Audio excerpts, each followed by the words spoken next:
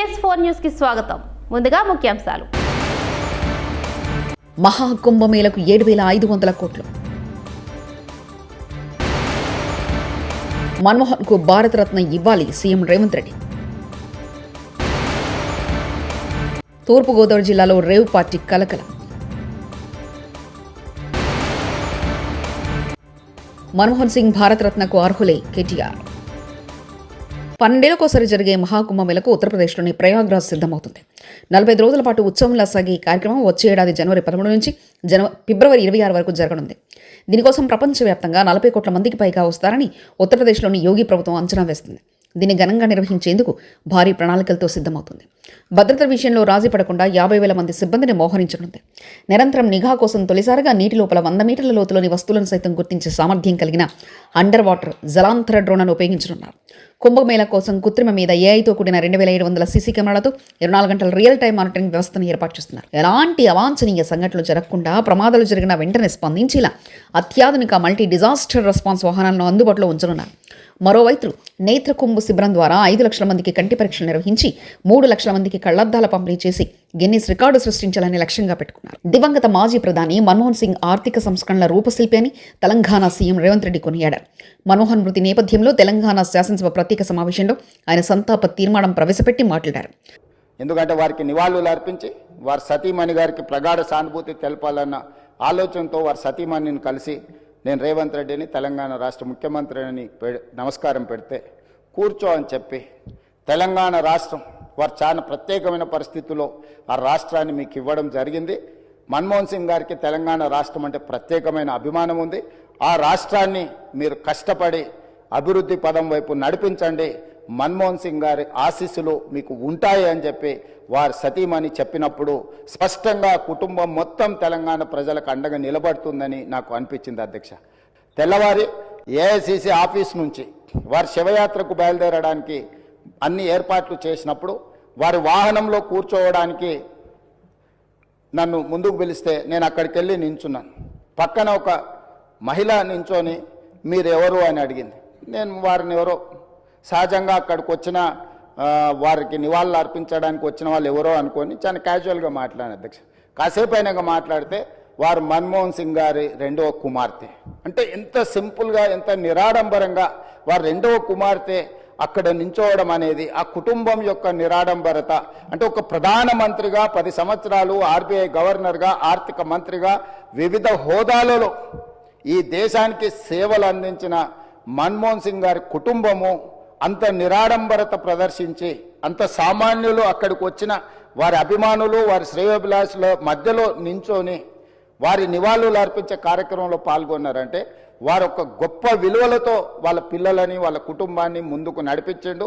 వాళ్ళ కుటుంబానికే కాదు అధ్యక్ష, ఈరోజు ఈ దేశ యువకులకు అందరికి కూడా డాక్టర్ మన్మోహన్ సింగ్ గారు ఆదర్శము.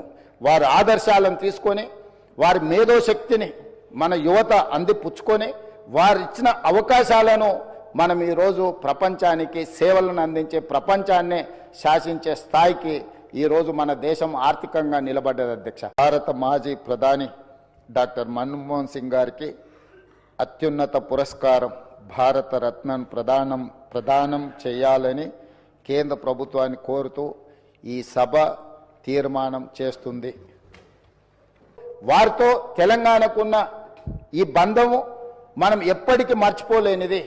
కాబట్టి ఈరోజు తమరి అనుమతితోటి ఫైనాన్షియల్ డిస్ట్రిక్ట్లో ఒక మంచి ప్లేస్లో డాక్టర్ మన్మోహన్ సింగ్ గారి విగ్రహావిష్కరణ చేసుకోవడం ద్వారా శాశ్వతంగా మనము వారి వర్ధంతులు జయంతులు వారి జ్ఞాపకాలు శాశ్వతంగా తెలంగాణ ప్రజల గుండెల్లో పదిలమై ఉండే విధంగా ఇంకేదైనా సలహా సూచనలు ఎవరైనా ఇచ్చినా కూడా ఒక మంచి ప్రాంతంలో మాజీ ప్రధానమంత్రి డాక్టర్ మన్మోహన్ సింగ్ గారి విగ్రహాన్ని ప్రజలందరూ గుర్తుపెట్టుకునే విధంగా ప్రజలందరూ వారిని స్ఫూర్తి తీసుకునే విధంగా ఎక్కువగా ప్రజలు ఎక్కడైతే మమేకమవుతుంటారో కలుస్తుంటారో ఆ ప్రాంతంలో డాక్టర్ మన్మోహన్ సింగ్ గారి విగ్రహం ఉంటే మనందరికీ స్ఫూర్తి నింపిన వాడవుతారు.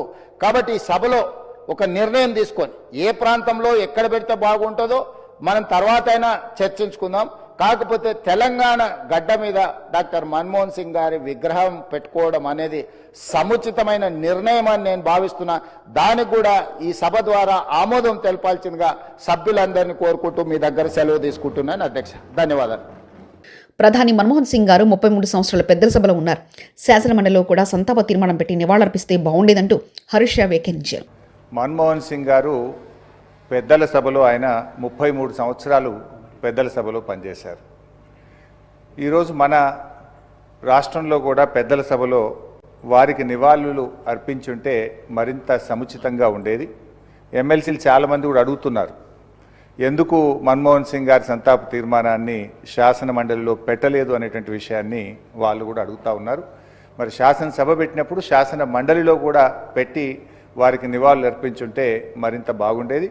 దాన్ని వారు గమనంలో తీసుకుంటారని చెప్పి భావిస్తున్నాను.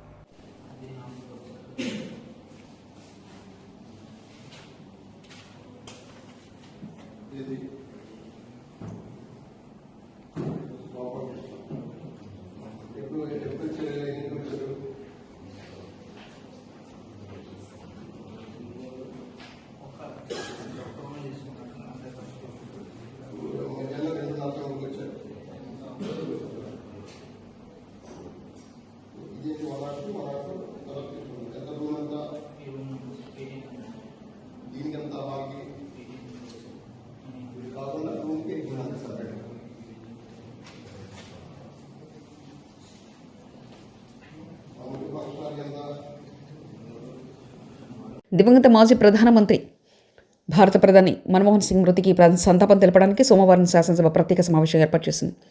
తెలంగాణ ఏర్పాటుకు ప్రధానిగా మన్మోహన్ సింగ్ చొరవ తీసుకునేందుకు కృతజ్ఞతగా అసెంబ్లీలో నివాళులర్పించాలని ప్రభుత్వం నిర్ణయించింది. ఉదయం 10 గంటలకు సభా సమావేశం ప్రారంభమైంది. శాసనసభ మన్మోహన్ సింగ్కు నివాళులర్పించింది. ఈ సందర్భంగా బీఆర్ఎస్ వర్కింగ్ ప్రెసిడెంట్ మాజీ మంత్రి కేటీఆర్ మాట్లాడుతూ సీఎం రేవంత్ రెడ్డి ప్రవేశపెట్టిన తీర్మానానికి మద్దతిస్తున్నామని అన్నారు. మన్మోహన్కు భారతరత్న ప్రతిపాదికను తమ సంపూర్ణ మద్దతు ఉంటుందన్నారు. భారతరత్న పురస్కారానికి మన్మోహన్ పూర్తిగా అర్హులని కేటీఆర్ అన్నారు. మన్మోహన్ సింగ్ ప్రధానమంత్రిగా ఉన్న కాలంలో కేసీఆర్ కేంద్ర మంత్రిగా పనిచేశారని కేటీఆర్ తెలిపారు. 2024లో కాంగ్రెస్ పార్టీతో పొత్తు పెట్టుకుని ఎన్నికలు గెలిచిన తర్వాత కేబినెట్లోకి భాగస్వామ్య పక్షాలను కూడా ఆహ్వానించారన్నారు. ప్రతిపాదనను పూర్తి స్థాయిలో ఏకీభావం తెలియజేస్తా ఉన్నాం అధ్యక్ష. థ్యాంక్ యూ అధ్యక్ష. అధ్యక్ష, గౌరవనీయులు పెద్దలు, దివంగత ప్రధానమంత్రి మాన్యులు డాక్టర్ మన్మోహన్ సింగ్ గారికి నివాళులర్పించే ఈ సందర్భంగా ముందుగా ముఖ్యమంత్రి గారు ప్రవేశపెట్టిన సంతాప తీర్మానానికి పూర్తిగా మా పార్టీ తరపున మద్దతు తెలియజేస్తూ డాక్టర్ మన్మోహన్ సింగ్ గారికి భారతరత్న ఇవ్వాలి అని ఏదైతే వారు ప్రతిపాదన పెట్టారో దానికి కూడా సంపూర్ణంగా మా మద్దతు ప్రకటిస్తూ తప్పకుండా ఈ భారతరత్న అనే పురస్కారానికి గౌరవానికి వారు ఖచ్చితంగా అర్హులనే మాటను కూడా మా పార్టీ కూడా సమర్థిస్తూ వారి ప్రతిపాదనను పూర్తి స్థాయిలో ఏకీభావం తెలియజేస్తా ఉన్నాం అధ్యక్ష. శ్రీహరికోట రాకెట్ ప్రయోగ కేంద్రం నుంచి ఈరోజు సోమవారం రాత్రి 9:58 PSLV-C 60 రాకెట్ల ప్రయోగానికి సర్వం సిద్ధమైంది. నిన్న ఆదివారం రాత్రి 8:58 నిర్విరామంగా కౌంటౌన్ కొనసాగుతుంది. PSLV-C 60 రాకెట్లు బరువు 2029 టన్నులు, ఎత్తు 44.5 కిలోలు, 440 కిలోల బరువుండే చేజర్, టార్గెట్ ఉపగ్రహాలతో పాటు 24 బుల్లి ఉపగ్రహాలని నింగిలోకి PSLV-C 60 రాకెట్లు చేర్చనుంది. చేజర్, టార్గెట్ ఉపగ్రహాలు 2 నెలల పాటు సేవలు అందించనున్నాయి. డాకింగ్ సంక్లిష్ట సాంకేతిక పరిజ్ఞానంతో రోదసిలో చేజర్, టార్గెట్ ఉపగ్రహాలని అనుసంధానం చేసేలా డిజైన్ చేశారు శాస్త్రవేత్తలు. అనుసంధానం అనంతరం విడిపోయి భూ పరిశీలన, సహజ వనరుల పర్యవేక్షణ, పచ్చదనం, రోదసిలో రేడియో ధార్మికత అధ్యయనం చేయనున్నారు. అలాగే మానవ సహిత ప్రయోగాల డేటాను చేజర్, టార్గెట్ ఉపగ్రహాలు అందినవన్నాయి. ఈ రాకెట్ ప్రయోగంలో అంతరిక్ష కేంద్ర నిర్మాణానికి తొలి అడుగు వేయనుంది ఇస్రో. శాస్త్ర సాంకేతిక రంగంలో అమెరికా, రష్యా, చైనా సరసన భారత్ చేరనుంది. ఇప్పటికే ఇస్రో చైర్మన్ డాక్టర్ సోమనాథ్ షార్కు చేరుకున్నారు. PSLV-C 60 రాకెట్ ప్రయోగంతో ఇస్రో వర్గాల్లో తీవ్ర ఉత్కంఠ నెలకొంది. దుర్భిక్ష జిల్లాలకు జలదానం చేసేందుకు ఉద్దేశించిన గోదావరి, పెన్నా నదుల అనుసంధానానికి ముఖ్యమంత్రి చంద్రబాబు నాయుడు గ్రీన్ సిగ్నల్ ఇచ్చారు. క్షామం నుంచి రాష్ట్రాన్ని శాశ్వతంగా బయటపడేసే కీలక ప్రాజెక్టుకు కేంద్రం నుంచి సానుకూల స్పందన లభించింది. ఈ మేరకు తన ఢిల్లీ పర్యటనలో సీఎం గట్టి ప్రయత్నాలు చేశారు. ఈ క్రమంలో జలసంధానానికి సై అంటూ కూటమి ప్రభుత్వం తదుపరి కార్యాచరణకు సిద్ధమవుతుంది. ఆదివారం ఉండవల్లిలో ముఖ్యమంత్రి నివాసంలో గోదావరి, పెన్నా అనుసంధాన పథకంపై చంద్రబాబు సమీక్షించారు. ఉన్నతాధికారులంతా పాల్గొన్న ఈ సమావేశంలో కీలక నిర్ణయాలు తీసుకున్నారు. నాగబాబుకు ఎమ్మెల్సీ ఇస్తాం, నాగబాబు పరమంతురా కానేదా అనేది ముఖ్యం. నాగబాబు నాతో పాటు సమానంగా పనిచేశాడు. ఇక్కడ కులం, బంధుప్రీతి కాదు, పనిమంతుడా కాదా, ఎవరికి ప్రతిభ ఉందో చూసి పదవులు ఇస్తాం. నాగబాబు ఎమ్మెల్సీగా ఎంపిక అవుతారంటూ, మంత్రి అనేది త్వరలో చర్చ చేస్తామంటూ డిప్యూటీ సీఎం పవన్ కళ్యాణ్ వ్యాఖ్యానించారు. మన్మోహన్ సింగ్ స్మారక దినాలు వదిలేసి రాహుల్ గాంధీ న్యూ ఇయర్ వేడుకలకు వియత్నాం వెళ్లాడని వివాదాస్పద వ్యాఖ్యలు చేసిన బీజేపీ ఎమ్మెల్యే ఏలేటి మహేశ్వరరెడ్డికి చురుకలంటించిన CPM MLA Kunamneni Sambasivarao KTR లాగా చక్కగా శాసనసభ సాంప్రదాయాలకు అనుగుణంగా నివాళులర్పించాలి, కానీ రాజకీయాలకు దీన్ని వేదిక చేయకూడదని, ఈ సభలో మన్మోహన్ సింగ్కు మన గౌరవాన్ని చాటాలి, అంతేగాని వేరే వాళ్ళ అంశాల జోలికి మనం వెళ్ళి ఆయనకు గౌరవం అందించదు అంటూ కూనంనేని సాంబశివరావు అన్నారు.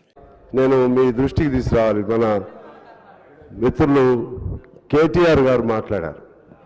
కేటీఆర్ గారు ఎంత డిగ్నిఫైడ్గా సభా సాంప్రదాయాలకు అనుగుణంగా నివాళి అర్పణలో భాగంగా చాలా చక్కగా హుందాగా చెప్పారు. ఈ సభని అంత మేరకు ఉపయోగించుకోవాలి.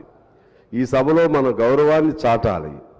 వేరే వేరే అంశాల జోలికి మనం వెళితే ఇది మన్మోహన్ సింగ్ గారికి నివాళి అర్పించే కార్యక్రమం కాదు. రాజకీయాలకు మరలా దీన్ని కూడా వేదికగా చేసుకునేటువంటి ఒక కార్యక్రమం అవుతుంది. ఇది మన్మోహన్ సింగ్ గారికి గౌరవం అందించదు.